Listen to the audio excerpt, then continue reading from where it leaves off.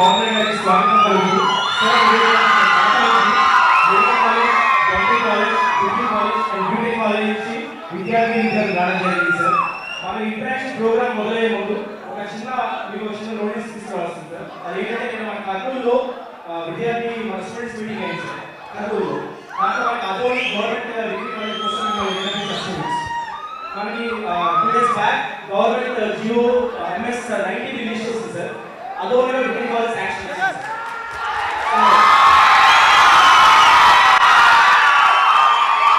మన రాయలసీమలో మీరు సమస్యలు ప్రస్తావించారు కాబట్టి నాకు ఒక డౌట్ ఉంది. ఇక్కడ రిజర్వేషన్స్ అనే ఉంది కదా, రిజర్వేషన్స్ అనేటివి ఉన్నాయి. ఫ్రెండ్షిప్కి, లవ్ మ్యారేజెస్కి క్యాస్ట్ ఫీలింగ్ లేని చదువుకునేటప్పుడు, జాబ్స్ వచ్చేటప్పుడు రిజర్వేషన్స్ అంటున్నారు.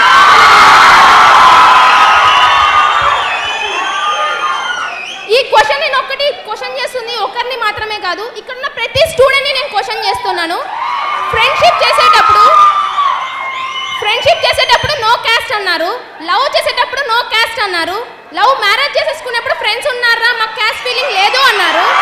అదే ఒక ఓసీ స్టూడెంట్ ఎగ్జామ్ ఫీజు కట్టలేక, జాబ్ల కాడ అప్లికేషన్ ఫీజులు లేక బయట నిలబడిన రోజులు చాలా ఉన్నాయి సార్.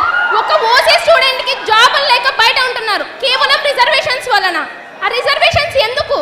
ఇంకో క్వశ్చన్, ఇండియా ఇప్పటికే డెవలపింగ్ కంట్రీగా ఉంది, ఎందుకు? ప్రతి ఒక్క గవర్నమెంట్ సెక్టార్స్లలో రిజర్వేషన్ అనేది ఖచ్చితంగా ఉంది. ఓసీ స్టూడెంట్స్కి 1000 రూపీస్ అప్లికేషన్ ఫీ ఉంటాయి కదా, అదర్ క్యాస్ట్ వాళ్ళకి 250-300 రూపీస్ ఉంది. ఏ ఓసీల పేదవాళ్ళు లేరా? మేము కొన్ని బ్యాక్వర్డ్ ఎకనామీ, మాకు రైట్స్ ఉన్నాయి గవర్నమెంట్ జాబ్స్ తెచ్చుకునేకి, కానీ మాకు ఎందుకు ఇవ్వడం లేదు? గవర్నమెంట్ సెక్టార్స్లో ఒక సెక్టార్ని కన్నా చూసుకుంటే కన్నా ఆల్మోస్ట్ అందరూ ఓసీ కన్నా మిగతా క్యాస్ట్ వాళ్ళే ఉన్నాయి. క్యాస్ట్ ఫీలింగ్ గురించి నేను మాట్లాడడం లేదు సార్.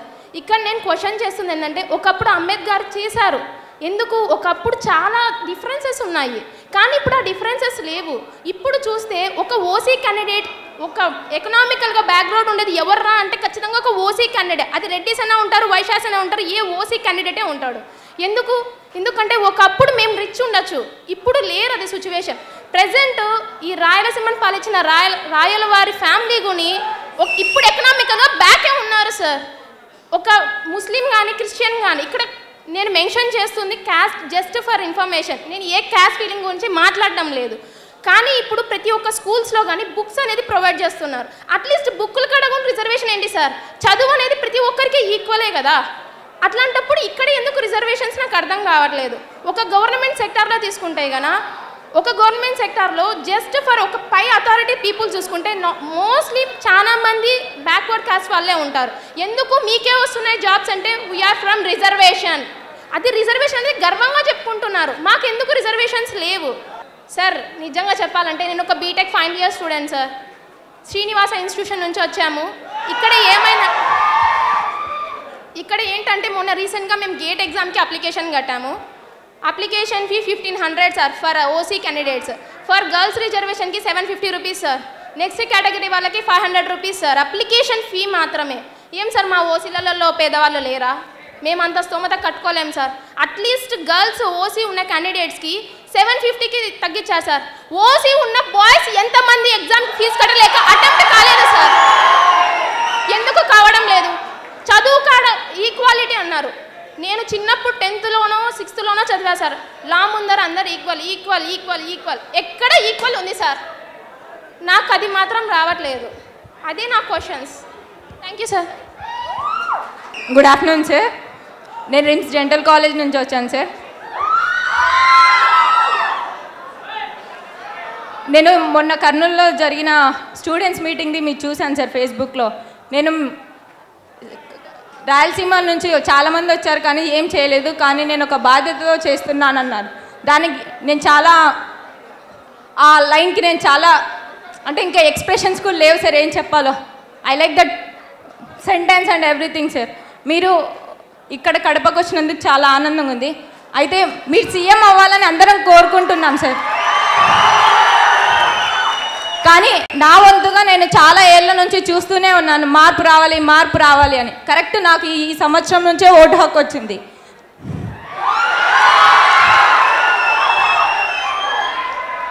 నా మార్పుకి మీ పార్టీకి 2 జత కలిస్తే ఖచ్చితంగా మంచి సమాజం వస్తుంది సార్. మీరు సీఎం అవుతే మా మెడికల్ సైడ్ కూడా చాలా డెవలప్ అవుతుందని ఎంతో ఆశిస్తున్నాం సార్. మీరు సీఎం అవుతే విద్యార్థులకు చేయాలనుకుంటున్న కొన్ని మేము ఎక్స్పెక్ట్ చేస్తున్నాం సార్. ఏవైనా మాకు గవర్నమెంట్ కాలేజెస్ అంటారు కానీ అన్ని గవర్నమెంట్ ప్రొవైడ్ చేయాలి కదా సార్. సోర్సెస్ మాకు ఏం ప్రొవైడ్ చేయదు సార్. మాదే కాదు, ఏ గవర్నమెంట్ కాలేజ్ది ఇదే సిచ్యువేషన్. మేమంతంత డబ్బులు కట్టుకోలేక గవర్నమెంట్ కాలేజ్లో మంచిగా చదివి చేరితే సోర్సెస్ ఉండవు, ఏముండవు సార్. ఏమన్నా అంటే గవర్నమెంట్ కదా, గవర్నమెంట్ ఓన్లీ శాలరీస్ వరకే ఇస్తుంది, ఇదేం పట్టించుకోదు, మీరే చేసుకోవాలి అంటే. మీరు వచ్చినాకైనా ఈ పరిస్థితి మారాలని ఆశిస్తున్నాను sir. Thank you sir. My first vote goes to Janasena.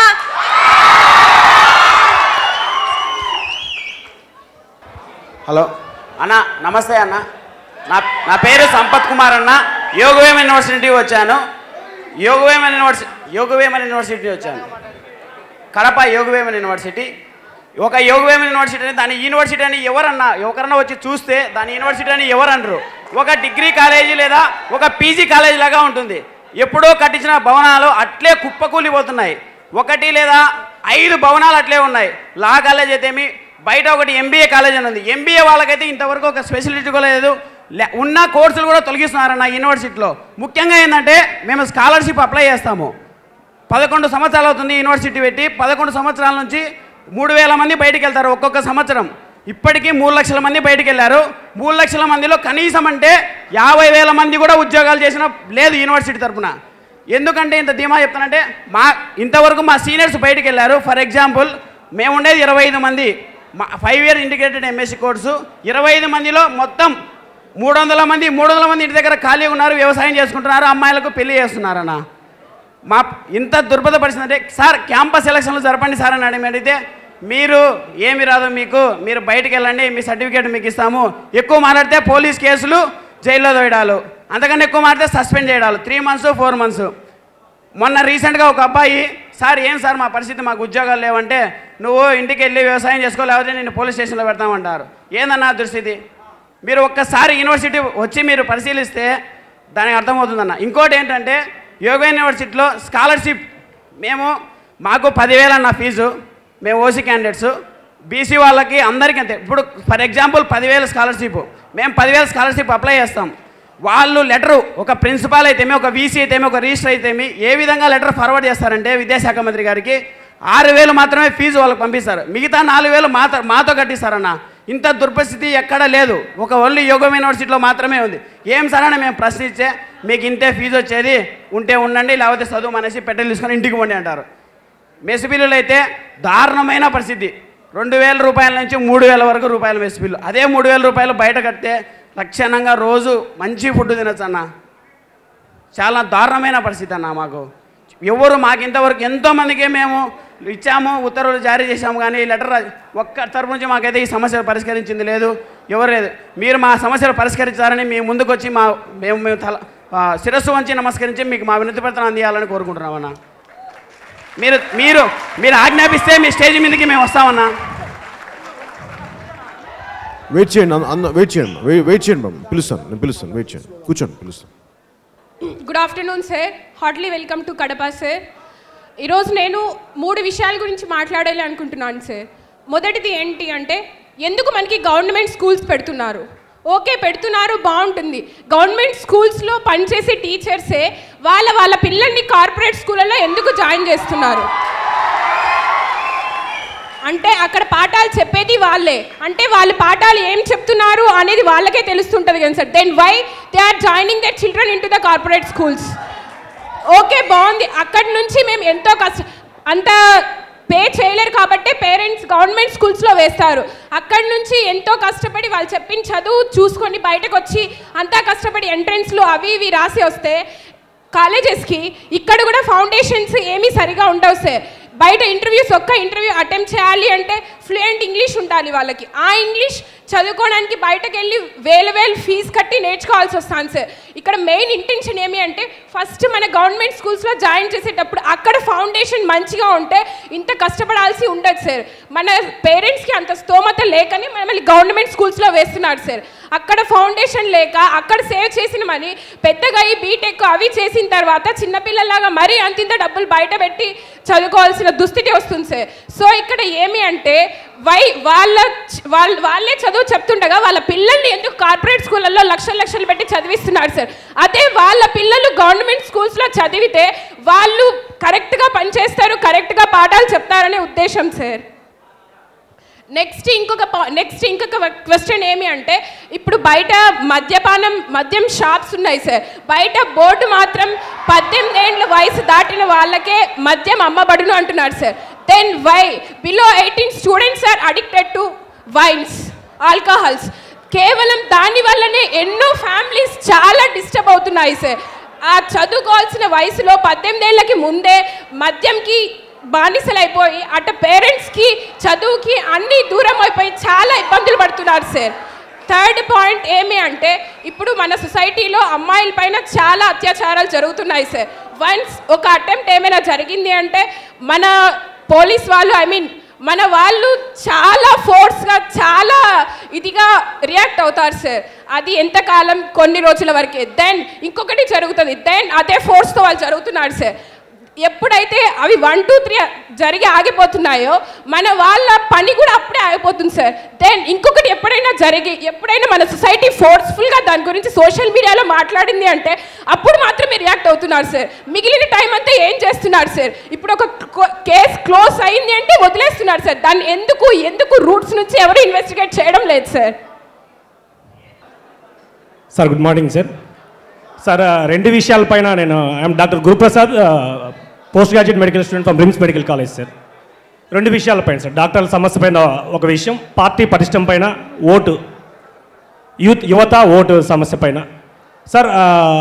ఒకటి డాక్టర్ సమస్యలు జనరలైజ్ సిస్టంలో ఆర్ఎంపీ పిఎంపీ సిస్టమ్, యాక్చువల్గా ఆర్ఎంపీ పిఎంపీ సిస్టమ్ మిగతా రాష్ట్రాల్లో అందరూ దాన్ని నిర్మూలించాలని కోరుతా ఉంటే ఇక్కడ పార్టీల కోసం, ఓటు కోసం, ప్రభుత్వాల కోసం, మరి టీడీపీ వాళ్ళైతేనేమి, వైసీపీ వాళ్ళైతేనేమి వాళ్ళందరూ సన్మానాలు, వాళ్ళకి ఏమంటే వాళ్ళు మా డాక్టర్స్ కమ్యూనిటీ కంటే వాళ్ళు 50,000 లక్ష మంది ఉన్నారు. మరి 1,00,000 మంది ఓట్లు పోతాయనే ఒక దురుద్దేశంతో ఆర్ఎంపీ పిఎంపీ సిస్టమ్ని ఎంకరేజ్ చేయడము, వాటిని పల్లెల్లో పెట్టడము. అంటే ఇప్పుడు యాక్చువల్గా మన ఆంధ్రాలో ఎంబీబీఎస్ సీట్లు ఎక్కువ సార్, తెలంగాణతో మిగతా రాష్ట్రాలతో పోలిస్తే. యాక్చువల్గా పీజీ సీట్లు తక్కువ, ఎంబీబీఎస్ సీట్లు ఎక్కువ. ఇప్పుడున్న పరిస్థితుల్లో యాక్చువల్గా బయట సమాజంలో డాక్టర్ విపరీతం సంపాదించుకుంటే ఒక అపోహలో ఉన్నారు తప్పితే మినిమం 50,000, 60,000 ఎంబీబీఎస్ క్యాండిడేట్ సంపాదించుకుంటే చాలు అనే పరిస్థితికి వచ్చింది. మరి వాడు గ్రామాల్లో వెళ్దాం అనుకుంటా ఉంటే ఆర్ఎంపీ పిఎంపీలతో పోటీ పడలేక వాడు డాక్టర్ అని వేసుకొని వాళ్ళ అనైతిక వైద్యంతో ఉండలేక ఎటు పోలేక ఒక సమస్య ఉంది. దానిపైన మీ అభిప్రాయం ఏంటో చెప్పాలి సార్, అదొకటి. రెండో సమస్య timely recruitment sir. Kiran Kumar Reddy గారు సీఎంగా ఉన్నప్పుడు డాక్టర్స్ రిక్రూట్ చేసినారు, మళ్ళీ జస్ట్ 4 నెలల క్రితం రిక్రూట్ చేసినారు, మళ్ళీ ఎలక్షన్లు వస్తున్నాయని, అప్పుడు ఎలక్షన్లు వస్తున్నాయని. అంటే 5 సంవత్సరాల వరకు ఎంబీబీఎస్ వాడు పీజీ సీట్ కోసం పర్సెంటేజ్ తక్కువ కాబట్టి పీజీ సీట్ రాదు. జాబ్ పోదామంటే పల్లెకి పోతా ఉంటే ఆర్ఎంపీ పిఎంపీ సిస్టమ్. మరి రిక్రూట్ చేస్తారంటే 5 సంవత్సరాలు వెయిట్ చేయాలి. దానికి కూడా రికమెండేషన్లతో కాంట్రాక్ట్ జాబులు తీసుకుంటారు. ఆ కాంట్రాక్ట్ వాడికి ఒక పాయింట్స్ ఇస్తాడు. ఆ 5 సంవత్సరాలకు వాళ్ళు మాత్రమే జాయిన్ అవుతారు. అంటే టాలెంట్ పరంగా రిక్రూట్మెంట్ లేదు, టైమ్లీ రిక్రూట్మెంట్ లేదు.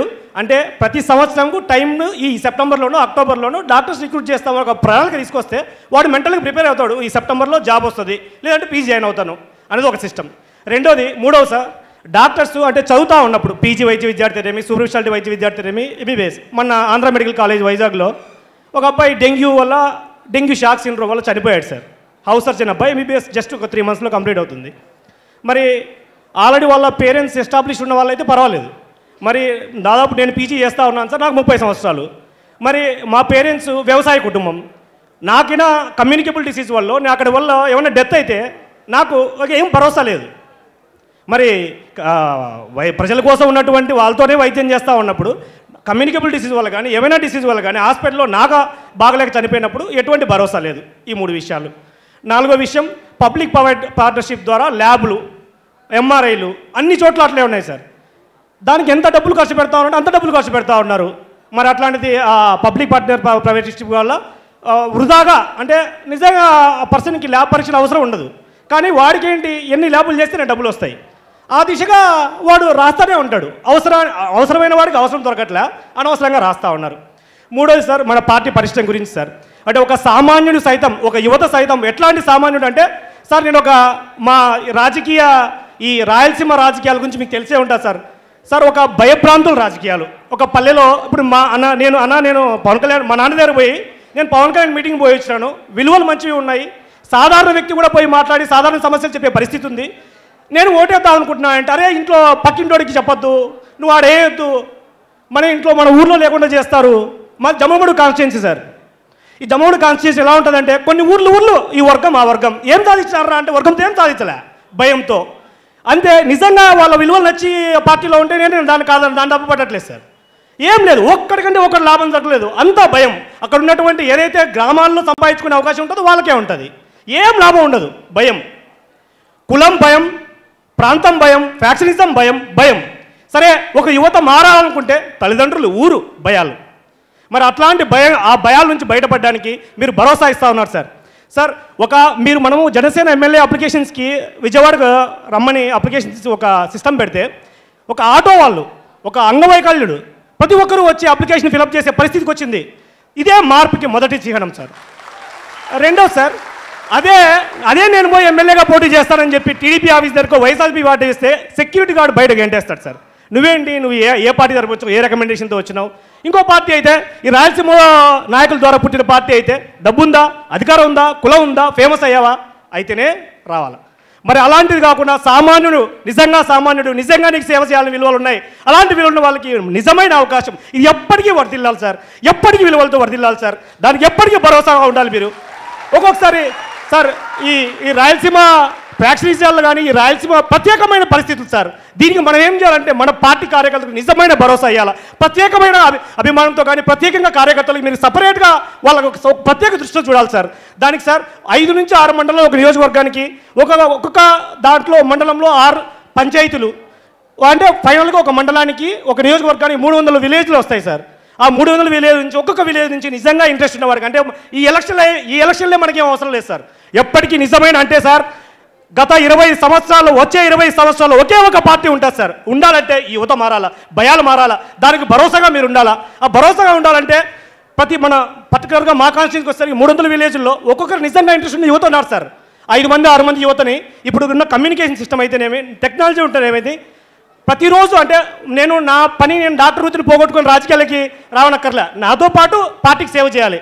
అలాంటి సేవ చేసి 5 మంది 6 మందిని ఒక కమ్యూనికేషన్ సిస్టమ్ ద్వారా ఎప్పటికప్పుడు విలేజ్ని సమస్యలు అంటే ఒక్కొక్కసారి ఆ 300 విలేజ్ని సంవత్సరంలో ఒక్కసారి విజిట్ చేసి వాళ్ళ సమస్యలకి ఒక్కసారి కనిపించిన 5 సంవత్సరాల్లో 5 సార్లు కనిపించిన వాళ్ళకి ఎంతో కొంత తిరుగుతూ ఉన్నాడు, ఈ సమస్యలపైన వస్తూ ఉన్నాడని చెప్పి ఒక కమ్యూనికేషన్ సిస్టమ్తో ఇది అవ్వాలని చెప్పి కోరుకుంటా ఉన్నాను sir. Thank you sir. YCP వస్తే కన్నా కడప డిస్ట్రిక్ట్ డెవలప్ అవుతుంది, టీడీపీ వస్తే కన్నా అమరావతి డెవలప్ అవుతుంది. కానీ మీరు వస్తే స్టేట్ డెవలప్ చేస్తారా లేదంటే మీ డిస్ట్రిక్ట్ డెవలప్ చేసుకుంటారా? మీరందరూ విద్యార్థులు కాబట్టి నేను ఎప్పటికీ విద్యార్థిని, ఎందుకంటే నేను నేర్చుకోవడం ఆపలేదు. విద్యార్థికి కావాల్సిన మొదటి లక్షణం వినటం, నేర్చుకోవడం. ఎవరు నేర్చుకోగలరంటే వినేవాడే నేర్చుకోగలరు. నేను ఎందుకు వింటానంటే నేర్చుకోవడానికి వింటాను. ఆ విద్యార్థి యొక్క లక్షణం వినటం. మీరు ఇందాక మాట్లాడుతుంటే ప్రతి ఒక్కరూ రిజర్వేషన్ ఇష్యూస్ కానీ, అలాగే గవర్నమెంట్ కాలేజెస్ తాలూకు విధి విధానాలు కానీ, మన యూనివర్సిటీ స్కాలర్షిప్స్ కానీ, క్యాంపస్ ప్లేస్మెంట్స్, అలాగే గవర్నమెంట్ స్కూల్స్ తాలూకు తీరుతెన్నులు కానీ, మద్యం షాపుల విషయాలు కానీ, అలాగే ఇందాక మీరు మాట్లాడుతున్న భయం గుప్పిట్లో ప్రజలు రాజకీయ ముఠాల తాలూకు గుప్పెట్లో భయంగా బతకటం, మీరు ఏవైతే చెప్పారో అవి ఈరోజు వచ్చినవి కావు, గత 10 సంవత్సరాలు వచ్చినవి కావు, కొన్ని దశాబ్దాలు మనిషి పుట్టినప్పటి నుంచి ఉన్నాయి. మనందరం అయిపోయిన తర్వాత కూడా ఉండేది. ఒకళ్ళు ఎప్పుడూ కూడా భయాలు, స్వార్థం, ధ్వంసం చేస్తూ ఉంటారు. ఇది ఎప్పుడు నిరంతర ప్రవాహం, ఇది ఆగదు ఎప్పటికీ. కానీ ఇంకొకళ్ళు మటుకు దీన్ని ఎదుర్కొంటూ ఉండాలి. నన్ను నిజంగా పాలిటిక్స్లోకి ప్రభావితం చేసింది, మేబీ నేను నెల్లూరులో స్కూల్లో ఉన్నప్పుడు 5th క్లాస్ 6th క్లాస్ అనుకుంటా, అస్సాం గణ పరిషత్ మూమెంట్ ఉండేది. స్టూడెంట్స్ స్టార్ట్ చేశారు.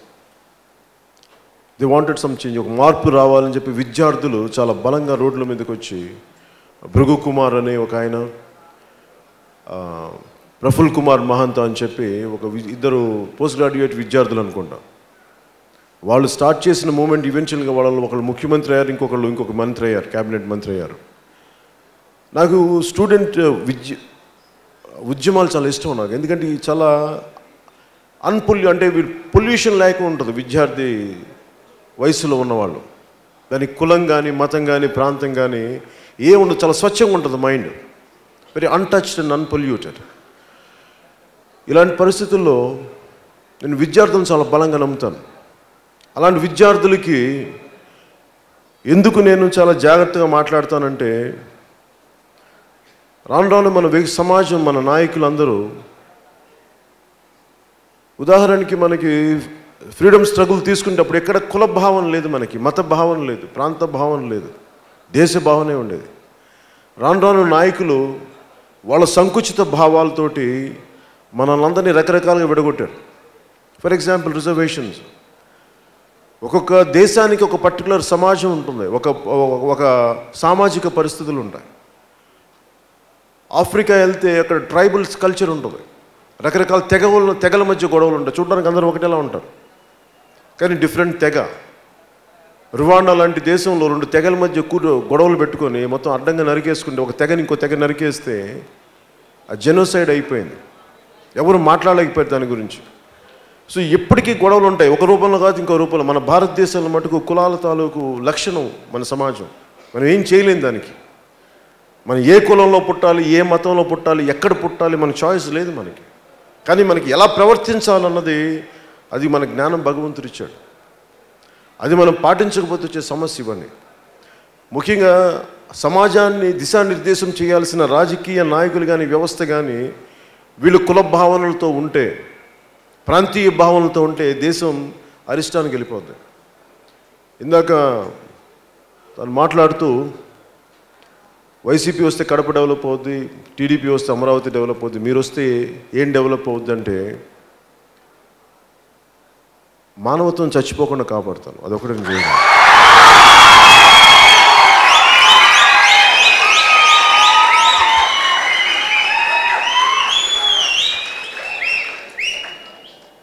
నాకు రిజర్వేషన్స్ గురించి అంటుంటే, రిజర్వేషన్స్ పెట్టినప్పుడు ఒక ఖచ్చితమైన పరిస్థితులు ఉన్నాయి, అప్పటికిప్పటికి వ్యత్యాసాలు ఉన్నాయి, మారినాయి. వివక్ష ఇంకోలా ఉంది. ఇప్పుడు ఏమైపోయిందంటే ప్రతి ఒక్కరికి రాజకీయ నాయకులు పెట్టిన గొడవలకి ఎంత సున్నితమైన ప్రశ్న ఇబ్బంది వచ్చేసిందంటే, సత్యం ఎవరు మాట్లాడలేని పరిస్థితి, మీలాగంత ధైర్యంగా మాట్లాడలేని పరిస్థితులు ఎవరికైనా సరే. కానీ దీన్ని మనం ఎలా మాట్లాడాలి, నాకు కూడా చాలా కష్టంగా ఉంటుంది మాట్లాడడానికి. ఎంత మాట్లాడితే ఎక్కువ, ఎంత మాట్లాడితే తక్కువ నాకు తెలియదు. మొన్న యుఎస్ నుంచి ఎవరో ఒక ఎంటర్ప్రెన్యూర్ నా దగ్గరికి వచ్చి మాట్లాడుతూ ఉంటే, ఖచ్చితంగా వివక్ష ఉంది, కుల వివక్షలు ఉన్నాయి మన దగ్గర, మనం ఏం చేయలేం దానికి. ఉద్యోగాల్లో మీరు అన్నట్టుగా చదువు అప్పుడు నాకు నిజంగా విసుగు ఎక్కడ ఉందంటే, నేను అలసిపోయాను చిన్నప్పుడు. పుస్తకాల్లో మోరల్ సైన్స్లో చాలా గొప్ప నీతి నిజాయితీ విలువలు ఉండే, బయటకు వచ్చేటప్పుడు కనిపించే, నేను మనకి ఇలా చెప్పారు కదా, అందరు పెద్దోళ్ళు అయితే అందరు ఇలాగ ఉంటారేమో అనుకుని చూస్తే, ప్రతి సంవత్సరం టీచర్లు ఒక్కొక్కళ్ళు ఫేవర్ చేస్తే నాకు అర్థం, మా టీచర్ ఇంత మంచి మోరల్ సైన్స్ పాఠాలు చెప్పి ఆవిడేంటి ఇలా మాట్లాడింది అనుకునేవాడు. అలా పెరిగి పెద్ద ఎక్కువైతే సమాజం, నేను చదువుకున్న మోరల్ సైన్స్ లేదు అని అనుకున్నప్పటికీ నిజంగా చాలా నిరాశ నిస్పృహలకు గురైపోయాను. ఇంకా మారదేమో సమాజం అని చెప్పి నేను అందరిలాగా మారిపోలేక, అంటే మా ఇంట్లో మా వదిన అంటూ ఉండదు, నువ్వు అసలు ఈ రోజున ఎలా మాట్లాడుతావు ఇంతమందితో అంటే, మా వదినకి తెలుసు నేను చిన్నప్పుడు ఈవెన్ యాజ్ అ టీనేజర్ నేను ఇంట్లో నుంచి బయటకు వచ్చేవాడిని కాదు, భయంతో కాదు, జుగుప్సతో, అసహ్యంతో. ఎందుకంటే నాకు ఎవరితో మాట్లాడాలో తెలియదు. ఇంత కుళ్ళు సమాజం మధ్యలో నేను ఏం మాట్లాడాలి అని చెప్పేసి ఇంట్లో కూర్చొని పుస్తకాలు చదువుకుంటూ ఉండేవాడిని. స్కూల్కి కూడా వెళ్ళడానికి, కాలేజీకి వెళ్ళడానికి కూడా ఎందుకు ఇబ్బంది అనిపించిందంటే, నేను చాలా ఆశయాలతో పెరిగిన వాడిని. అవి కనిపించినప్పటికీ ప్రతి ఒక్కరు విలువలు మాట్లాడతారు, విలువలేమో మనకి, వాళ్ళకేం విలువలు ఉండవు. చాలామంది కూర్చోబెట్టి రకరకాల కామెంట్స్ చేస్తుంటాడు. చాలామంది కొంతమంది పెద్దలు కూర్చోబెట్టి మనం ఎలా బతకాలి, వీళ్ళు బతకాలి, వీళ్ళ ప్రైవేట్ జీవితాలు చూస్తే ఒక్కొక్కరు అస్తవ్యస్తమైన జీవితాలు. వీళ్ళు కూర్చొని మనకి చట్టాలు చేస్తారు, వీళ్ళు కూర్చొని మన జీవితాలు నిర్దేశిస్తారు, వీళ్ళ మన తప్పొప్పు నిర్దేశిస్తారని చెప్పి నాకు నిజంగా అసహ్యం వేసింది వీళ్ళందరిని చూసి. నాకు నిజంగా ఎవరితో ఎదురు తిరగాలని లేదు, తలంచుకొని బతకడం నాకు చాలా ఇష్టం, నా పని నేను చేసుకుని వెళ్ళటానికి. కానీ నా పని నేను చేసుకుని వెళ్ళటానికి కూడా ఎందుకు ఎదురు తిరగాల్సి వచ్చింది, ఎందుకు రాజకీయ పార్టీ పెట్టాల్సిందంటే నా ఒక్కడి కోసం అయితే పెట్టగలను, నాకు అంత తెగింపు ఉంది, నా ఒక్కడి పోరాటం నేను చేసుకోగలను. కానీ నేను మీ వయసులో ఉన్నప్పుడు వెంపర్లాడేవాడిని. ఒక మంచోళ్ళు ఎవరిని వచ్చి బలంగా ఎవరిని మాట్లాడతాడంటే వాళ్ళ వెంట నడవడానికి నేను ఎప్పుడు సంసిద్ధంగా ఉండేవాడిని. ఎవరిని వచ్చి మాట్లాడతారేమో అని ఎదురు చూసేవాడిని. ఎవరి కాళ్ళు మంచి ఆశయాలు మాట్లాడి సడన్గా కులంకి వెళ్ళిపోతారు, మంచి ఆశయాలు మాట్లాడలేదంటే అవినీతి రాజకీయాలకు వెళ్ళిపోయారు, మంచి ఆశయాలతో స్టార్ట్ అయ్యి కులమో మతమో ముసుగులోకి వెళ్ళిపోయారు. నేను అనేది దేశభక్తిని తీసుకొని దానికి కులానికి మతానికి ప్రాంతానికి సంబంధం లేకుండా విలువలతో ఏదైనా చేయొచ్చా అంటే మనందరికీ అర్థం కావాల్సింది పూర్తి విలువలు అంటే it's very difficult to define. నిన్న సభలో ఏదో మాట్లాడుతూ లోక్సత్తా జయప్రకాష్ నారాయణ గారు వచ్చారు, ఆయనే చేయలేకపోయారు, మీరేం చేస్తారంటే నేను మన కర్నూలులో మాట్లాడితే విద్యార్థుల దాంట్లో నాకు అనిపించింది నేను ఎప్పుడు కేవలం విలువలే మాట్లాడితే కేవలం మంచితనం నాన్న అని చెప్పేసి అమ్మ అయ్యా బాబు అంటే ఎవడు ఏంటో మాట. రాజకీయ నాయకులు వింటారా అమ్మ అయ్యా కొంచెం వినండి. మన దేవతల విగ్రహాలు ఎందుకు ఉంటాయి, 6 చేతులు 12 చేతులు ఎందుకు ఉంటాయంటే ఒక చేతిలో అంకుశం ఉంటుంది, ఒక చేతిలో ఖడ్గం ఉంటుంది, ఒక చేతిలో వరదహస్తం ఉంటుంది, ఇంకొకటి అభయహస్తం ఉంటుంది. ఇన్ని రకాల చేతులు ఎందుకు ఉంటాయంటే అవన్నీ మనకి సింబాలజీ. అది అంటే నువ్వు కేవలం మంచి వాక్యే మాట్లాడితే సరిపోదు, మంచిని తీసుకెళ్ళడానికి అంకుశం కూడా కావాలి. ఎవడన్నా తల ఎగరేసి మంచిని తీసుకెళ్ళకపోతే తెగ నరికే కత్తి కూడా చేతిలో ఉండాలి, అప్పుడు కానీ మార్పు రాదు. కేవలం లోక్సత్తా జయప్రకాష్ నారాయణ గారు ఉదాహరణగా తీసుకుంటే పాపం మంచి విలువలు మాట్లాడితే ఆయనని టీఆర్ఎస్ నాయకులకు చెందిన వ్యక్తి ఒక అబ్బాయి కొట్టాడు అతను. ఆ రోజు నా దగ్గర అన్న మాటలు చాలా అవహేళనగా కొంతమంది మాట్లాడారు. కొంతమంది తనని తను రక్షించుకోలేని వాడు మమ్మల్ని రక్షిస్తాడు మేము ఉండమని చెప్పేసి. అంటే ఎందుకు చెప్తున్నానంటే కేవలం రాజకీయ పార్టీలు అంటే ఆశయాలు ఒకటే సరిపోదు, మంచి మాటలు ఒకటే సరిపోదు, గుడ్ పబ్లిక్ పాలసీసే సరిపోవు. మంచి పాలసీలను తీసుకెళ్ళటానికి you need a very great muscle power. Muscle power అంటే కొట్టడం కాదు, మన మీద మన ఆశయాలను ముందుకు తీసుకెళ్తుంటే దాడి జరుగుతుంటే దాడిని ఎదుర్కోవడానికి గుండె ధైర్యం కావాలి. That is muscle power. Muscle power ఉండి తీరాలి రాజకీయాల్లో. కేవలం కూర్చొని గాంధీజీ గారిలాగా సిద్ధాంతాలు పెడదామంటే ఆ కాలానికి చెల్లింది. మీరు మర్చిపోకండి, గాంధీ గారి చేతిలో కూడా కర్ర ఉండేది, ఆయన దండించలేదు కానీ కర్ర భయపెట్టేది. అప్పుడు ఆయన పక్కన ఉన్నది బ్రిటిష్ వాళ్ళ సంస్థ వేరే విదేశీయులు వాళ్ళ సంయమనం పాటించడానికి మేము ఈ దేశస్తులం కాదని కొంత సంయమనం పాటించేవాళ్ళు. ఇప్పుడు మన ఊళ్ళల్లో మన రాష్ట్రాల్లో మొత్తం స్థానికులే. ఎవరిని నువ్వేంటంటే నేను ఈ ఊరోని అంటే నేను కూడా ఇదే ఊరోని అని చెప్పి దాడి చేయడానికి ఎక్కువ ఉంటుంది. అందుకని ఇప్పుడు రాజకీయం చేయడం చాలా కష్టం. పూర్తి అహింసా పద్ధతి మంచిగా చేద్దామంటే రాజకీయ పరిస్థితులు అంతలే. మనం కూర్చోబెట్టి నమస్కారం పెడితే వాళ్ళు ఎదుటి బాంబు వేస్తే కత్తితో నరికేస్తే ఏం చేస్తాం? తల ఉంచుకొని వెళ్ళిపోతామా? మార్పు ఎక్కడి నుంచి వస్తుంది? ఈ బ్రాందీ షాపులు ఉన్నాయి, మద్యం షాపులు ఉన్నాయి. కూర్చోబెట్టి చెప్తున్నారు, నేను మొన్న ఎవరో చెప్తా ఉన్నా, ప్రతి ఒక్కరికి మద్యం షాప్ క్రియేట్ ఇచ్చేస్తున్నారండి తెలంగాణ ఎలక్షన్స్లో. చిన్న స్లిప్ ఇస్తే ఒక్కొక్కరికి ఒక మద్యం ఒక క్వార్టర్ బాటిల్స్, ఒక 24 క్వార్టర్ బాటిల్స్ ఫ్రీ అంట చిన్న మన స్లిప్తో పాటు. అంటే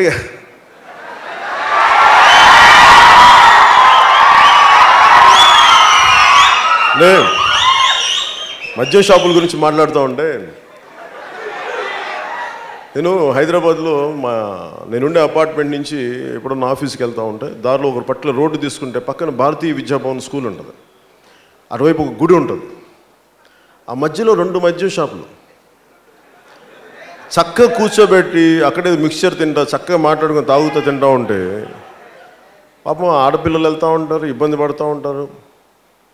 ఏదైనా మాట్లాడితే ఇది మా సంస్కృతి అంటే మాట్లాడితే ఏం చేస్తాం? తాగడం మా సంస్కృతి. సరే తాగడం సంస్కృతి కాదనట్లా, దాడి చేయడం కూడా సంస్కృతి అయినా ఇలా తాగొద్దంటే ఎవరితో మాట్లాడాలి? అందరం భయపడిపోతున్నాం. ఇప్పుడు ఇందాక తను మాట్లాడుతా ప్రతి చోట భయం భయం అని మాట్లాడితే ఏం చేస్తారేమో. అంత భయం ఎందుకుందో మనందరికీ ఏక ఆలోచన లేదు, ఒక్క ఆలోచన లేదు మనందరం కులంగా విడిపోయాం, లేదా మతంగా విడిపోయాం, లేదంటే వర్గాలుగా విడిపోయాం. అలా కాకుండా మన సమస్యలన్నీ ఒకటే అనుకుంటే మనందరం కలిపి చాలా బలంగా మాట్లాడగలం. ఆ బలం ఇవ్వడానికే నేను జనసేన పార్టీ పెట్టాను, మనందరం ఒక్కటి అని చెప్పడానికి.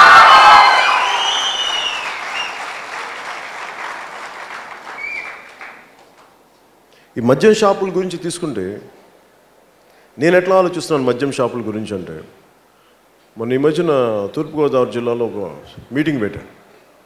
నేను సంపూర్ణ ప్రొహిబిషన్ పెడతాను, మద్యపాన నిషేధం పెడతానంటే వెనకాల నుంచి ఒకడు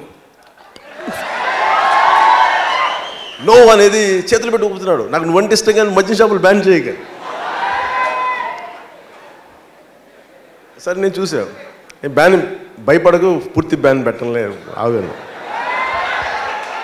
నేను చాలామందిని అడిగాను, ఇప్పుడు ఇదే మద్యం షాపులు విదేశాల్లో ఉంటాయి, మా యూరోప్కి వెళ్తే ఎక్కడికి వెళ్ళినా ఏ మూలకి వెళ్ళినా బార్ ఉంటుంది. మరి వాళ్ళు మద్యం తీసుకొని రోడ్డు మీదకి ఎక్కాలి అంటే, డ్రైవింగ్ చేయాలంటే వణికిపోతారు వాళ్ళు. పోలీసులకు దొరికారంటే లైఫ్ టైం ఇంకా వాళ్ళకి 2 సార్లు దొరికితే ఇంక మళ్ళీ లైసెన్స్ డ్రైవ్ చేయడానికి ఉండదు వాళ్ళకి. ఉద్యోగాల్లో తీసేస్తారు వాళ్ళని ఆన్ డ్యూటీ కానీ దొరికితే. అంత కట్టుదిట్టమైన చట్టాలు ఉంటాయి. అలాగే ఇంకొకళ్ళని అడిగితే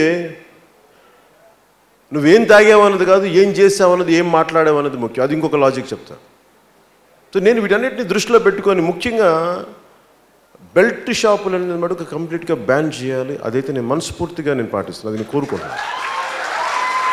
అంటే నేను బెంగళూరు ఎప్పుడైనా ఫిజికల్ నేను పిలాటిస్ ట్రైనింగ్కి వెళ్ళినప్పుడు ఆ చిక్బళ్ళాపూర్ నుంచి ఇక్కడికి వచ్చిన యువత బెల్ట్ షాపులు ఎలా నలిగిపోతున్నాం అని చెప్తా ఉంటే, పాపం కష్టపడి పని చేసుకొచ్చి 150 రూపాయలు 200 సంపాదిస్తే 90 రూపాయలు దాదాపు క్వార్టర్కి అయిపోతే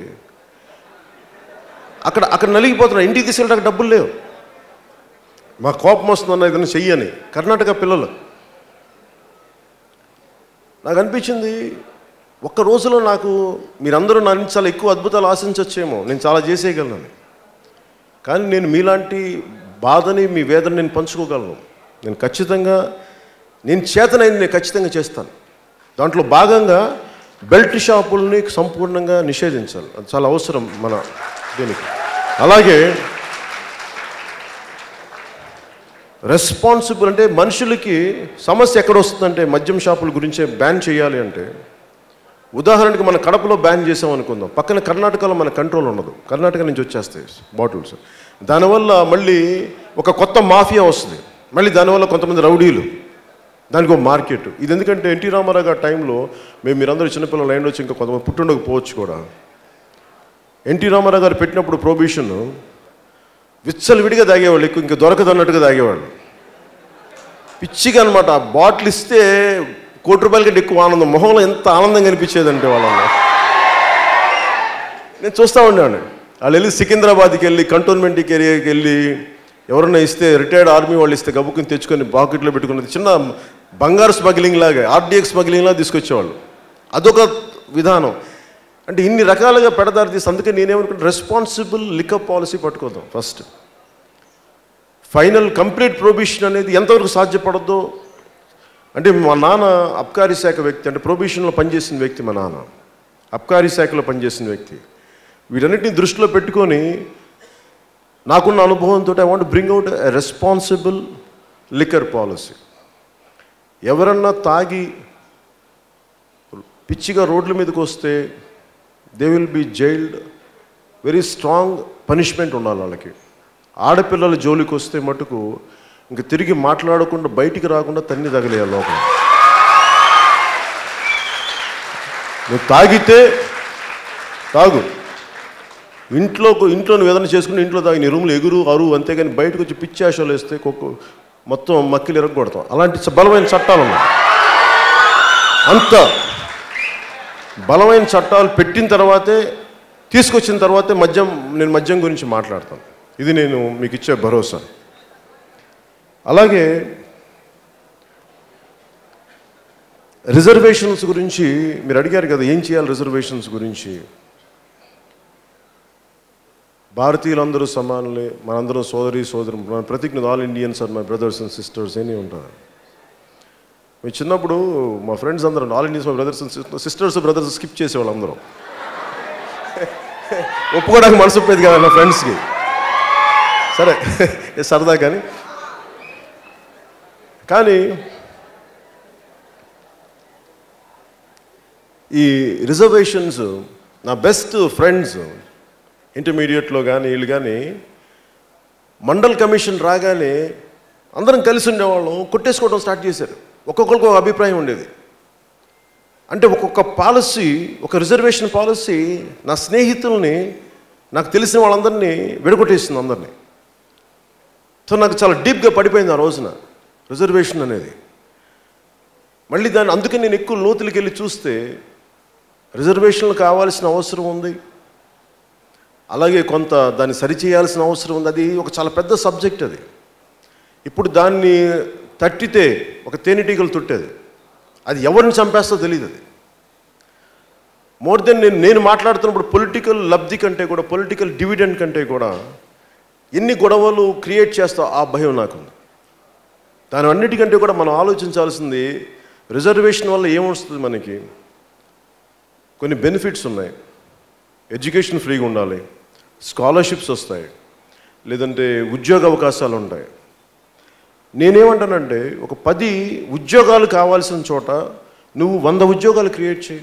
25 ఉద్యోగాలు అంటే ఒక 3 4 ఉద్యోగాలు క్రియేట్ చేస్తే అసలు కొట్టుకోవాల్సిన అవసరం ఉండదు. అంటే నా లెక్క ఏంటి ఉందంటే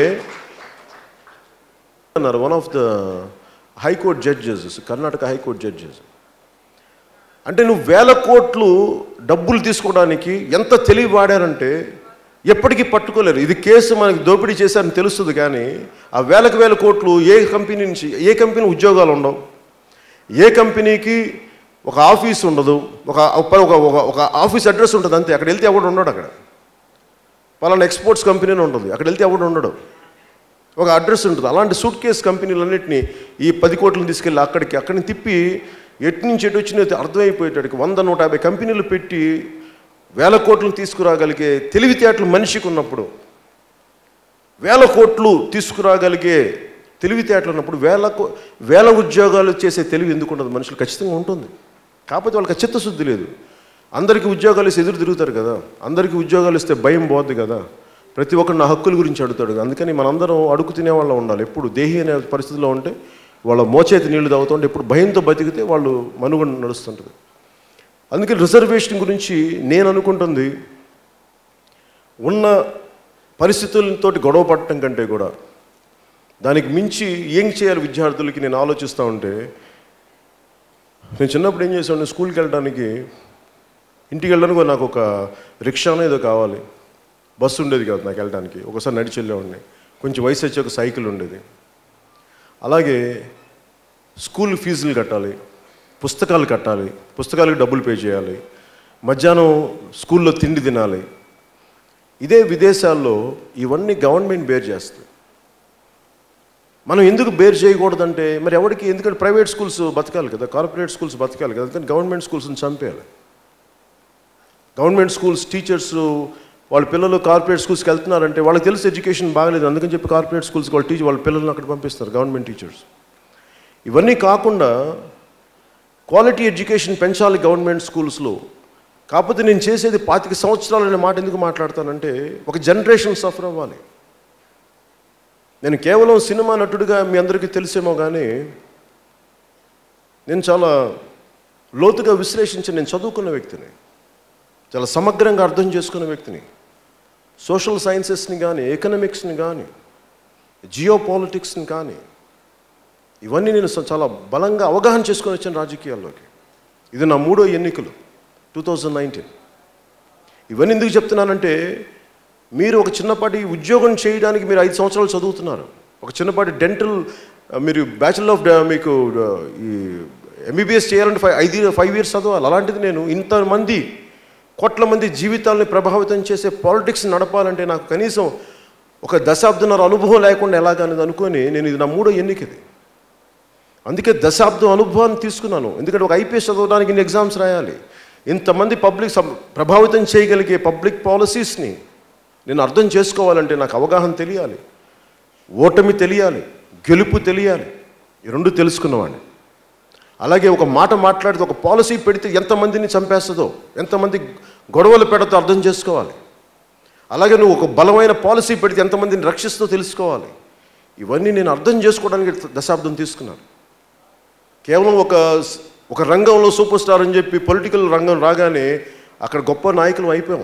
నలగాలి, ఛిద్రం అవ్వాలి, నలిగిపోవాలి, భయాలు రావాలి. ఇందాక మీరు మాట్లాడుతుంటే భయం అంటుంటే నాకు భయాలు ఉంటాయి. ఎవ్రీడే నాకు భయం ఉంటుంది. ఈ రోజుని ఎలా గెలవాలి, ఎలా ఎదుర్కోవాలన్న భయం నాకు ఉంటుంది నా స్థాయిలో. కానీ ఆ భయానికి అందరిలో నేను పారిపోను. ఆ భయాన్ని ఇప్పుడు జయిస్తాను నేను. I keep conquering my fear. అంటే ప్రతిరోజు పిరికితనం అనే ఒక మాట మనల్ని ఎప్పుడు జీవన సంగ్రామం నుంచి పారిపోమని చెప్తూ ఉంటుంది. Day to day fight. మన కాలేజీకి వెళ్ళాలి, స్కూల్కి వెళ్ళాలి, భయం వేస్తూ ఉంటుంది. ఏమని వెళ్తాను, టీచర్ ఏం తిడతాం వాళ్ళు, అమ్మ వాళ్ళు ఏమంటారు మార్కెట్లో మార్క్స్ తెచ్చుకోకపోతే. ఎందుకంటే మనకి ఎడ్యుకేషన్ అనేది అంత భయపెట్టేశారు. అదేదో బ్రహ్మ విద్యలాగా. కాన్సెప్చువల్ ఎడ్యుకేషన్ ఎక్కడుందో మన దేశంలో? నేను ఏం నమ్మానంటే, నేను చిన్నప్పుడు పుస్తకాలు నేను ఎప్పుడు నమ్మలేదు. పుస్తకాల్లో యాపిల్ ఇలా ఉంటుంది. What is the conceptual education? ఒక యాపిల్ ఇలా ఉంటుంది, యాపిల్ రుచి తీయగా ఉంటుంది. ఇలా అంటే మనకి ఏమర్థం అవుతుంది? Conceptual understandings to make it your experience.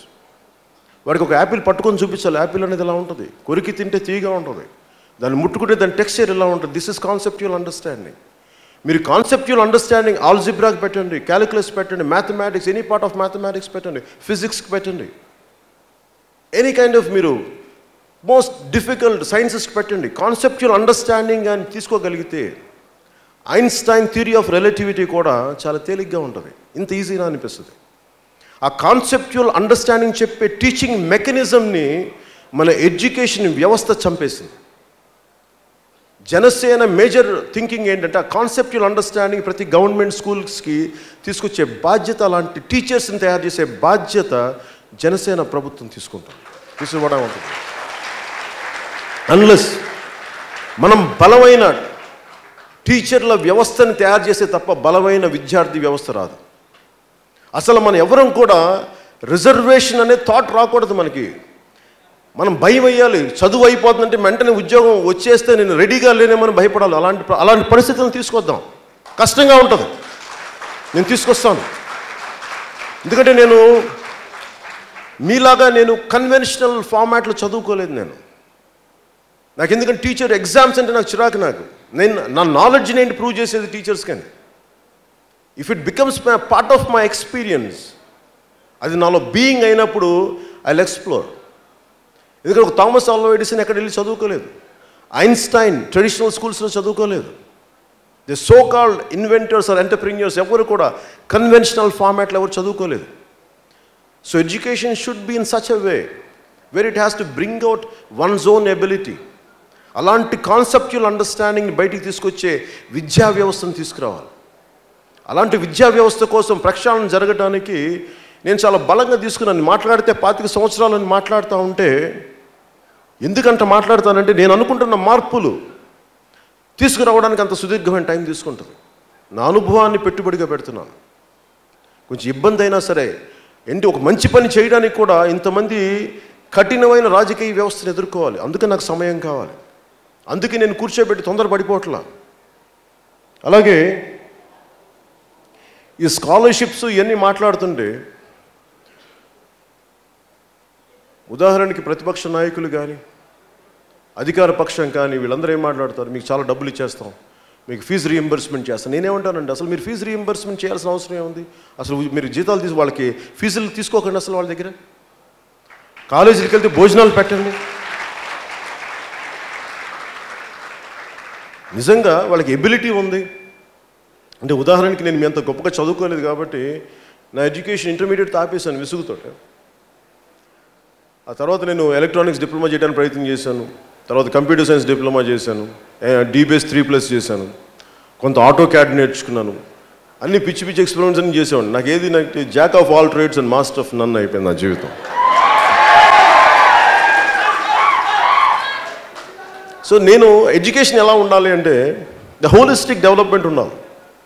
చిన్నప్పుడు నేను 1000 Great Lives అనే బుక్ చదివినప్పుడు నాకు లియోనార్డో డా వించి బుక్ చూశాను. Maybe I was in 4th grade. Leonardo da Vinci పెయింటింగ్లో ఆయన కూర్చొని నుంచొని ఉంటే ఆయన పెద్ద టేబుల్ ఉంటే ఆ టేబుల్ మీద రకరకాల పుస్తకాలు, పేపర్లు, వెనకాల ఆయన చేసిన మినియేచర్ స్కేల్ మోడల్స్ అవన్నీ ఉండేవి. ఆయన గురించి చదివితే ఆయన inventor, botanist, discoverer, military scientist, even civil engineer, ఒక వ్యక్తి ఇన్ని శాఖల్ని ఎలా అర్థం చేసుకోగలిగి నాకు చిన్నప్పుడు చాలా అమేజింగ్ అనిపించేది. అందుకే నేను కూడా లియోనార్డో డా వించి లాగా అయిపోవాలని చెప్పేసి తెగ తాపత్రయపడిపోయి I went in every craft possible. But నాకు అట్లా అవ్వలేకపోయినా ఇలా అయితే మిగిలిపోయాను. అది నా thought of becoming Leonardo da Vinci, but I couldn't become. I have to become Pawan Kalyan.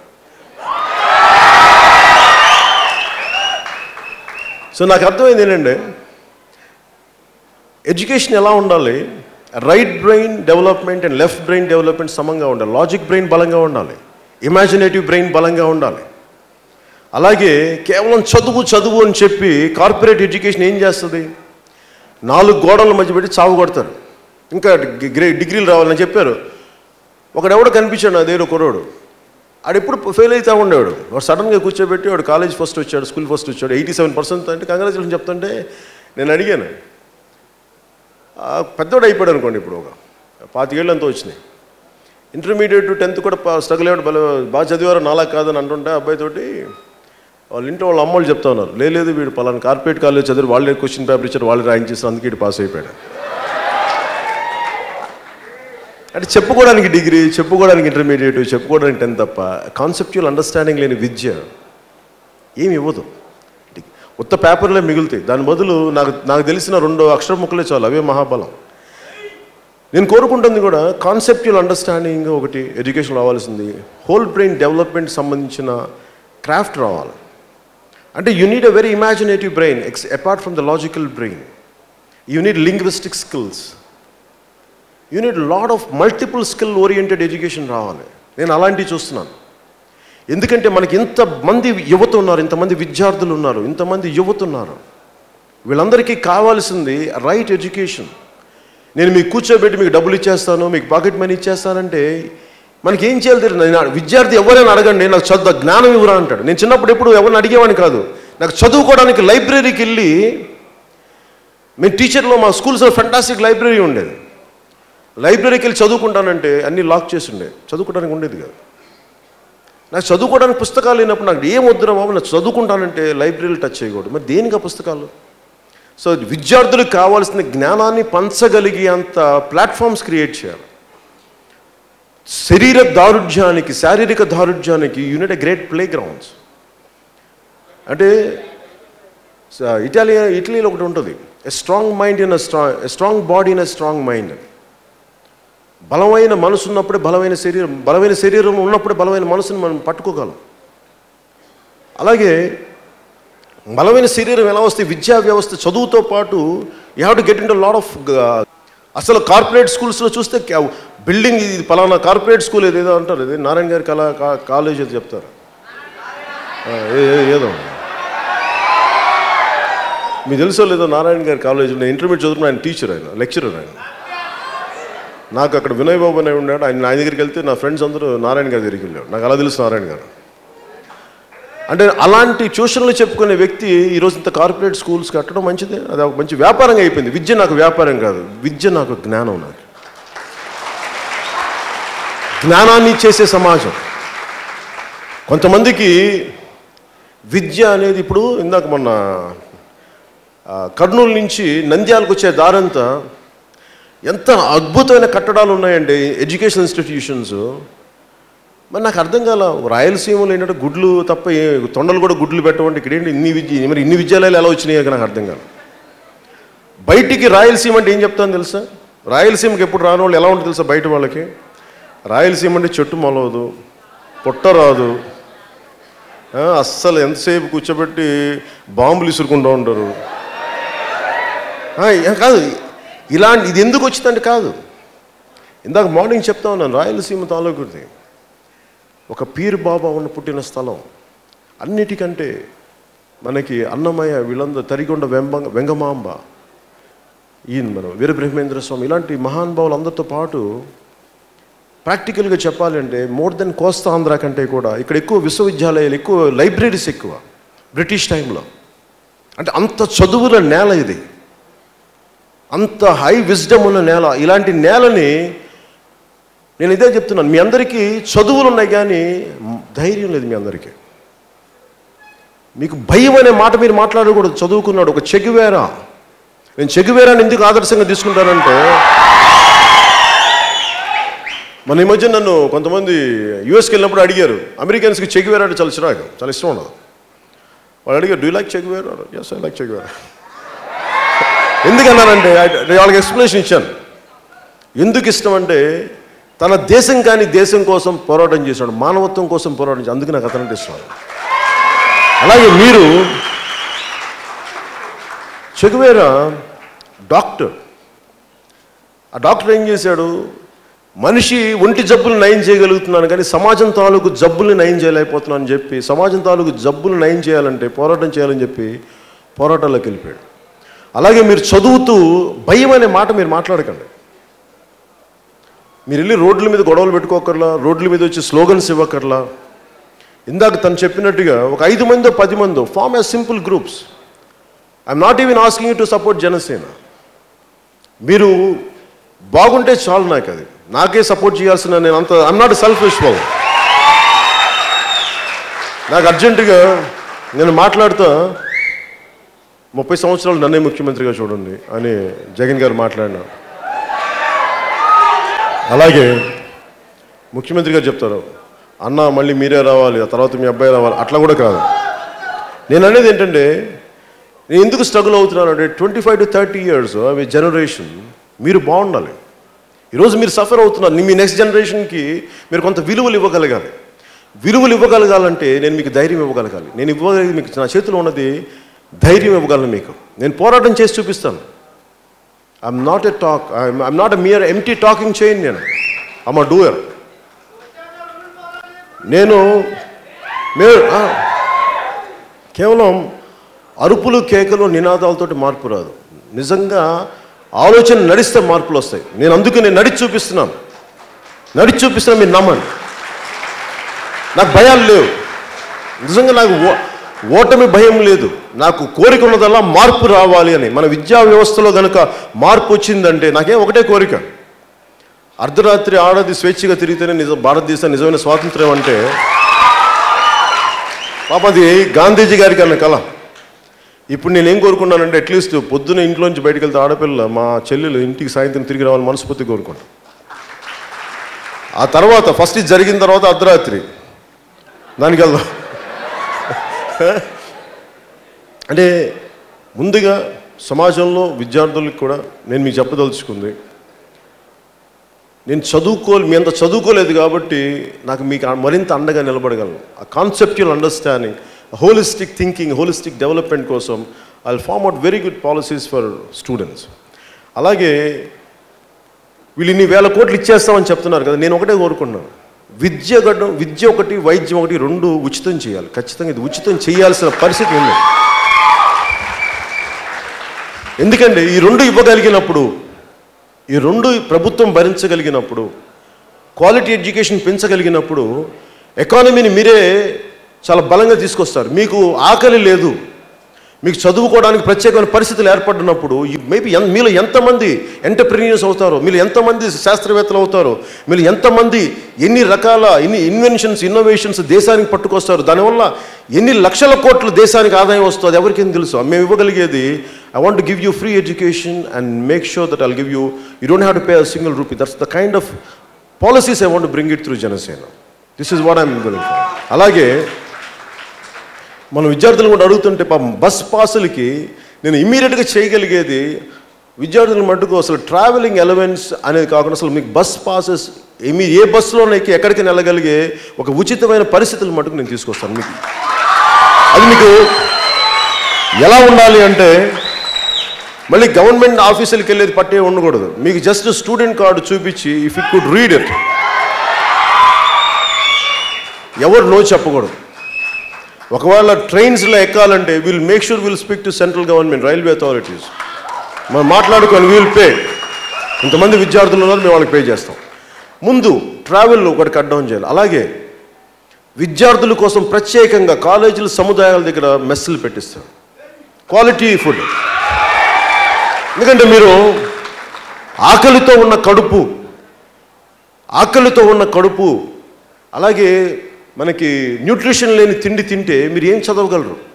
చదువుతున్నప్పుడు ఒక పేపర్ మీద, ఒక తెల్ల పేపర్ మీద ఒక నింపాలి అంటే ఇక్కడ నుదుటి రక్తపుట్లు కారుతాయండి, ఒక రైటర్ చెప్తారు.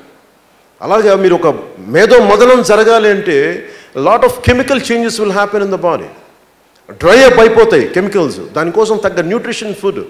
ముఖ్యంగా కాలేజెస్ దగ్గర వీళ్ళు అన్నా క్యాంటీన్ కథలు చెప్తా ఉన్నారు, మంచిదే ఇవ్వండి, నా సంతోషం. కాకపోతే విద్యార్థులకు సంబంధించి I will make sure there will be free canteens available from the government with quality food. నేను గవర్నమెంట్ రాగానే చేయగలిగేది, ముందు మీకు ట్రావెల్ ఫ్రీ చేస్తాను. 2, I will make sure that I'll get you the right canteens with nutritious food. ఈ 2 చేస్తాను.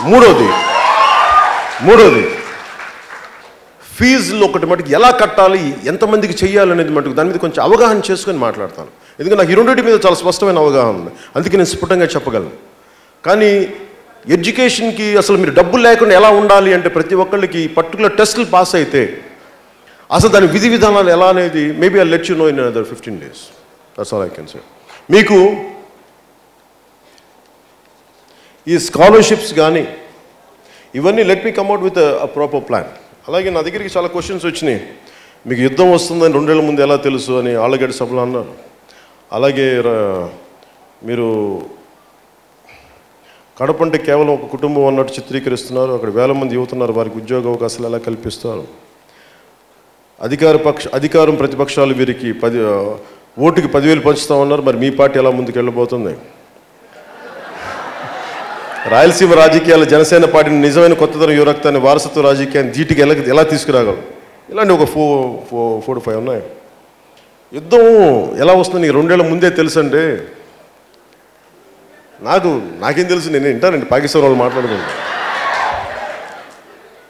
Basic అది చాలామంది లీమన్ బ్రదర్స్ తాలూకు ఎకనామిక్ కొలాప్స్ ఉంది అని, ఫైనాన్షియల్ కొలాప్స్ ఉంది అనేది చాలా ముందు నుంచి చెప్పేవాడు. అలాగే ఈ పరిస్థితులు మన దేశంలో యుద్ధం రాబోతుంది అనటానికి ముఖ్యంగా చాలామంది పొలిటికల్ సర్కిల్స్లో మేబీ మీ అందరికీ తెలిసే ఉంటుంది, కానీ బయటికి రాదే, మీరు చదవాలి. ఫస్ట్ నేను ఇంటర్నెట్లో చదివాను అన్నీ. అంటే ఎందుకు ఉంటుందంటే మేబీ సమ్మన్ వాంటెడ్ డిక్లేర్, కొంత ఇంటెలిజెన్స్ టిప్ హౌస్ ఉండొచ్చు, ఇవన్నీ మాట్లాడుతూ ఉండేవాళ్ళు యుద్ధం రాబోతుందని చెప్పి. అందుకే చాలామందికి తెలిసింది. ఒకసారి మీరు ఎక్కువ ఇంటర్నేషనల్ పాలిటిక్స్ గురించి చదివితే చాలామంది, ఫర్ ఎగ్జాంపుల్ ఫినాన్షియల్ టైమ్స్లో FT అని ఉంటుంది, ఫినాన్షియల్ టైమ్స్ చదవండి, దాంట్లో ఏదో ఒక దాంట్లో అలా గార్డియన్ అని ఒక ఇంగ్లాండ్ పేపర్స్ ఉంటాయి. ఇవన్నీ చదువుతున్నప్పుడు ఫ్యూచర్ సినారియోస్ కొంతమంది ఊహిస్తారు, ఈ పర్టికులర్ కండిషన్స్ జరగటం వల్ల ఇండియాకి ఎలక్షన్ల ముందు యుద్ధం వచ్చే అవకాశాలు ఉన్నాయని చెప్పి. It was a prediction. ఇది నా ప్రిడిక్షన్ కాదు, ఇది సమ్ పొలిటికల్ అబ్జర్వర్స్ తాలూకు ప్రిడిక్షన్. నేను దాన్ని దృష్టిలో పెట్టుకొని చెప్పాను, అంతేగాని నేను వాళ్ళు మాట్లాడుకుంటే విన్ని కాదు, ఇలా చెవులు చెప్పుకుని వింద కాదు. కడప అంటే కేవలం కుటుంబం అన్నట్టుగా చిత్రీకరిస్తున్నారు. కడప అంటే ఒక కుటుంబం అని ఎవరు చెప్పారు? ఒక 15-20 కుటుంబాలు కడప అంటే. ఒక కుటుంబం ఇంకో కాదు, చాలామంది కొన్ని కుటుంబాలు, గ్రామాలు ఇందాక చెప్తున్నట్టుగా. ఇది మారాలి అంటే ఫస్ట్ మీకు గుండె ధైర్యం కావాలి. గుండె ధైర్యం అంటే కూర్చోబెట్టి ఆంధ్రకేసరిలాగా చొక్కా చించుకొని గుండెలు చూపించడం కాదు. అలా అయితే వీళ్ళు నిజంగా బాంబులు చంపేస్తారు మళ్ళీ. అలా ఎలాగన్నా మీరు దేన్నైనా సరే ఆలోచనతో కొట్టగలరు. Intellect, mere muscle power is not enough. Intellect కెపాసిటీకి you need a very strong muscle power. Muscle power అంటే ఏదో కూర్చోబెట్టి ఒకరోజు అల్లరి చేసేయడం కాదు, ఒకరోజు నినాదాలు ఇవ్వడం కాదు. మీరు బలంగా ఒక ఆశయాన్ని తీసుకెళ్తున్నప్పుడు మీకు అనుకూలంగా ఉన్నప్పుడే ఒక అడుగు ముందుకేయండి, అనుకూలంగా లేనప్పుడు 10 అడుగులు వెనక్కేయండి. కానీ ముందుకెళ్ళటం మటుకు మర్చిపోకండి.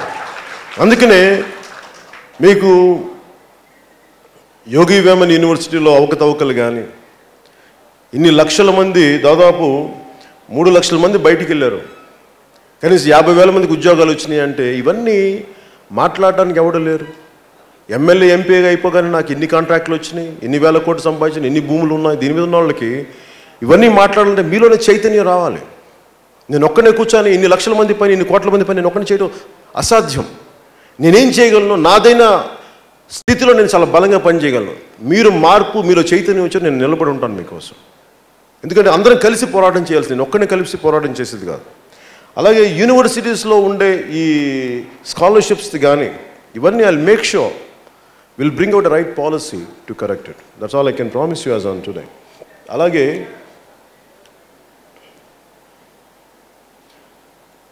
టీడీపీ కానీ వైసీపీ కానీ ఓటుకి 10,000 అంటారు కదా, నా దగ్గర అంత డబ్బులు లేవు అసలు. అలాగే మీరు అలాగే వాళ్ళందరూ ఏంటంటారంటే ఓటుకు 10,000 వేస్తే మరి ఇద్దరు గెలవాలి కదా, మరి ఇద్దరు ఎందుకు గెలవట్లా?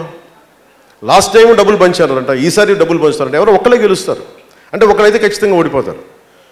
ఈ ప్రాసెస్లో మనమే గెలుస్తాం, మనకి ఎవరు చెప్పగలరు? అందుకని ఇది నికోలస్ టాలబ్ అనే ఒక ఆయన ఒక బుక్ రాజు, ది బ్లాక్ స్వాన్. అదేంటంటే ఆ బుక్లో బ్లాక్ స్వాన్ అంటే హంస తెల్లగా ఉంటుందని మనందరికీ తెలుసు. హంస అంటే ఇప్పుడు తెల్లగా ఉంటుంది, అలాగా సుతారంగా ఈదుతూ ఉంటుంది ఇట్లా. బట్ సమ్వన్ ఎప్పుడు హంస అనేది తెల్లగానే ఉంటుంది మనకు వచ్చిన. అలాంటిది ఆస్ట్రేలియా దేశంలో ఈవెన్ స్వాన్ అనేది, హంస అనేది నలుపు రంగులో కూడా ఉంటుంది అని చెప్పగానే ఒకసారి పర్సెప్షన్ మారిపోయింది, హంస తాలూకు పర్సెప్షన్. అలాగా ఓటుతోనే డబ్బులు కొంటామనే పర్సెప్షన్ క్రియేట్ చేశారు. 10,000 ఇస్తేనే ప్రభుత్వాలు వస్తాయి ఒక ఓటుకి అనే ఒక అభిప్రాయం కలగజేశారు. ₹1 లేకుండా కూడా ప్రభుత్వాన్ని స్థాపించవచ్చు అని మనం బద్దలు కొట్టే వరకు ఇది ఎవరు నమ్మరు. బద్దలు కొట్టి చూపిద్దాం అంతే. ఎందుకంటే మనకి నిజంగా మార్పు కావాలని కోరుకున్నప్పుడు నువ్వు ₹1,00,000 ఓటుకి జనం మారాలనుకున్నప్పుడు మారుతారు. నేను ఆ రోజు కోసం వెయిట్ చేస్తున్నాను అంతే. కానీ నేనైతే పోరాటం చేయను, ఆపను. నేను ఒకటే నమ్ముతాను, శ్రీశ్రీది మహాప్రస్థానంలో ఇందాక మీ విద్యార్థులు ఒకళ్ళు ఇచ్చారు నాకు, పోరాటం చేస్తే పోయేదే ఉంది కదా, బానిస సంఖ్యలు తప్ప. మీ అందరికీ బానిస సంఖ్యలను తెంపడానికి కోసం జనసేన ఉంది, భయాల్ని పోగొట్టడానికి జనసేన ఉంది, మీకు భరోసా ఇవ్వడానికి జనసేన ఉంది. మనస్ఫూర్తిగా తెలియకుండా సెలవు తీసుకున్నాను. జై హింద్.